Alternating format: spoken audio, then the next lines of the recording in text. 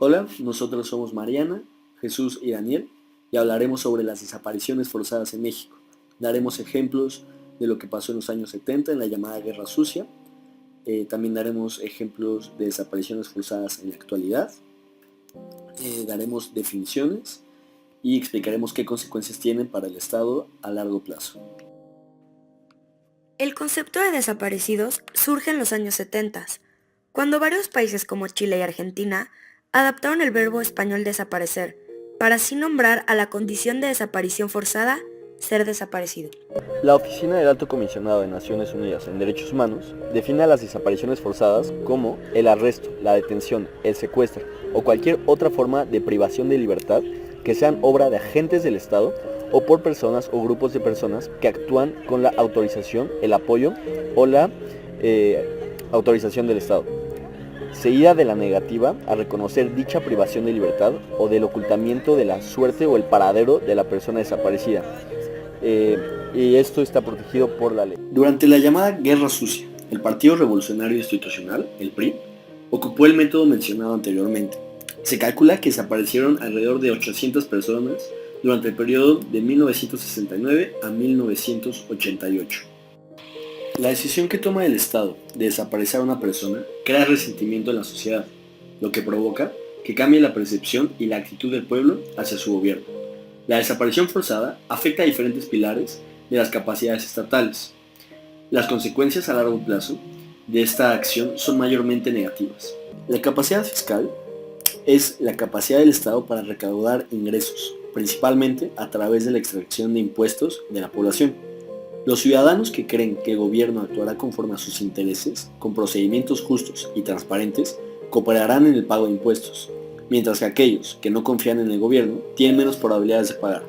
Es decir, las poblaciones en las que se haya sufrido desapariciones forzadas son más probables a que no paguen impuestos. En materia de seguridad, a mediano y largo plazo, se pueden crear las condiciones para que se formen órdenes políticos y sociales alternativos y se articule una oposición al gobierno.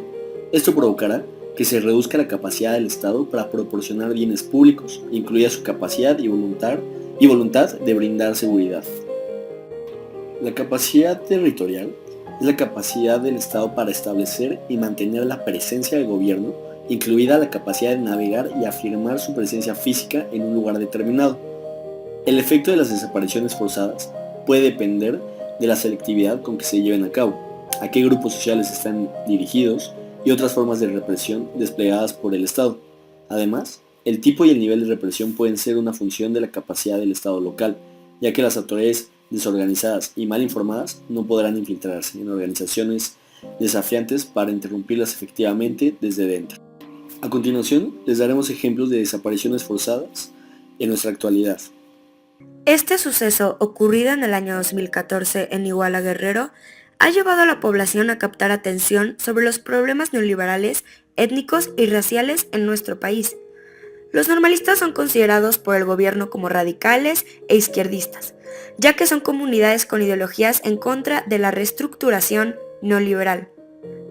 Muchos de ellos buscan el desarrollo de sus comunidades, principalmente en educar a esas áreas rurales e indígenas, pero va en contra del orden político y económico, que prefieren que estas poblaciones permanezcan en ignorancia para su mayor control y dominio. La característica más notable de los desaparecidos es que no tienen geografía, no están en un espacio localizable. Hoy los estudiantes desaparecidos de Iguala son algunas veces representados por escritorios de estudiantes vacíos, puestos en lugares públicos como si fuera un salón de clases, dando a entender que si no están en esos escritorios, su ausencia es en tiempo y lugar. Esto lleva a una pregunta muy obvia. ¿Dónde están ahora? Esta pregunta directa es una amenaza para las élites gobernantes, quienes tienen mucho que perder al tratar de responderlo. A pesar de los intentos del gobierno por declarar a los normalistas como narcos y o terroristas, los mexicanos sorprendieron al gobierno al negarse a seguir creyendo sus cortinas de humo. Alrededor de todo el país la gente tomó las calles, cerraron universidades, bloquearon accesos a aeropuertos y puentes, exigieron la renuncia del presidente Enrique Peña Nieto. Las protestas crecieron y no cesaron por mucho tiempo. Incluso quemaron el edificio legislativo del municipio de Chilpancingo, Guerrero. La desaparición de los 43 estudiantes levantó gran indignación a nivel nacional e internacional, llevando a protestas y huelgas fuera y dentro de nuestro territorio. Es posible que este acontecimiento sea una de las protestas más impactantes y extensas desde 1994 con el movimiento zapatista. La desaparición forzada es una herramienta utilizada por estados que gobiernan mediante el terror y la inseguridad. Al mismo tiempo, tapan los crímenes y actos a su conveniencia, enseñándonos cómo matan con impunidad. La primera protesta en contra de lo que se conoce como feminicidio se llevó a cabo en Ciudad Juárez, cuando ciudadanos se dieron cuenta que la violencia en contra de la mujer y niñas había incrementado exponencialmente, y nadie hablaba de ello. Líderes económicos y políticos decían que las niñas y mujeres desaparecidas no estaban en realidad desaparecidas. Ellos reclamaban que no existían. Y las que ya estaban muertas era normal, ya que era culpa de ellas, que habían actuado de forma incorrecta o tomado malas decisiones para una mujer. Tanto esfuerzo por normalizar la violencia era una forma de hacer que las muertes y desapariciones no tomaran tanta importancia y no generaran revuelo e impacto nacional. Tras esta postura por parte del gobierno, la gente del norte del país pensaron en formas de hacer que las muertes y desapariciones fueran visibles, dando a conocer nombres y aficiones, testimonios de los familiares, logrando empatía en la población. Gracias a esto surge un movimiento que pronto se volvería nacional y luego internacional. Ni una mujer menos, ni una muerta más. Todo empeoró en el 2006, cuando el presidente en turno Felipe Calderón le declaró la guerra al narcotráfico en nuestro país. En el 2008, 2 años después de que esta guerra comenzara, Ciudad Juárez ya era conocida como la capital de homicidios en el mundo, y el número de desaparecidas se había duplicado. Esto demuestra el poder epistemológico de la ignorancia por mantener un estado de terror que funciona en el interés de las preocupaciones del neoliberalismo. Miles de soldados y militares, así como elementos de la Policía Federal, tomaron las calles de muchas ciudades alrededor del país, prometiendo mantener la seguridad y la lucha contra el crimen organizado. Para el 2010, en Ciudad Juárez, los negocios de funerales habían incrementado un 1400%.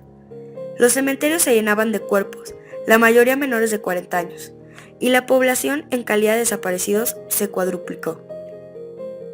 El gobierno recalcaba que las desapariciones y las muertes eran de gente coludida con el narco y con el crimen organizado, por lo que afirmaban que el país estaba un paso más cerca y seguro de la justicia y la democracia. Muchos activistas y reporteros críticos en los temas de guerra contra el narco, el neoliberalismo, el feminicidio y un estado impartido por terror, tuvieron que salir del país. Varios fueron asesinados o desaparecidos. La lucha y necesidad por defender el gran significado de cada persona desaparecida denota la centralidad de una ignorancia epistemológica en donde explotan a los pobres y vulnerables, especialmente si son mujeres o minorías étnicas y raciales, en un mundo neoliberal que viola enormes derechos de estas personas. En los últimos años, México ha sufrido mucho por la violencia extrema en el territorio. Una forma de verlo es a través de las víctimas de desapariciones forzadas y el daño resultante de esto, que también afecta a los parientes, a las comunidades a las que pertenecían las víctimas e incluso al mismo país. México se ha caracterizado por un pobre desempeño en la protección de los derechos humanos, tanto así que el Alto Comisionado para los Derechos Humanos de Naciones Unidas ha indicado que el 98% de los crímenes quedan sin resolverse. Además, una violación de derechos humanos muy recurrente en México es el feminicidio. Sumado a esto, en México el sistema de seguimiento de los casos por parte de las autoridades competentes, como la policía o cuerpos forenses, es inefectiva y en muchas ocasiones llega a estar inactiva o incluso se abandonan los casos. Cuando se habla de desapariciones, los parientes suelen entrar en un limbo entre saber si su ser querido se encuentra con vida o no. Esto se le conoce como duelo suspendido.